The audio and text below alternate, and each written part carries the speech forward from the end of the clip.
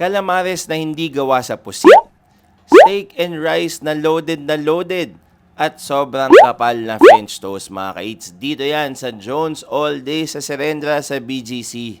Ang ganda kasi meron silang outdoor at indoor dining, merong bake shop, bar at syempre restaurant. Hello kay Bini at sa Kambal. Tapos meron nga pala ditong Jonesery or parang grocery ng mga local goods at mga goods na gawa nila. Ito yung kanilang French Toast 370. Makapal at nakakabusog talaga. Panalo rin yung sauce kaso lang medyo dry yung loob. Ito naman yung steak and rice sila na bumawi sa juiciness. Perfectly cooked yung steak, ang sarap ng rice, pati yung homemade steak sauce. Ito yung calamares na gawa sa puso ng saging. Kasi saging nga lang naman ang may puso. Panalo yung crispiness at yung texture na parang squid talaga yung ginamit nila. Ito yung inabot ng aming bill. Maraming salamat sa panonood. Bye-bye!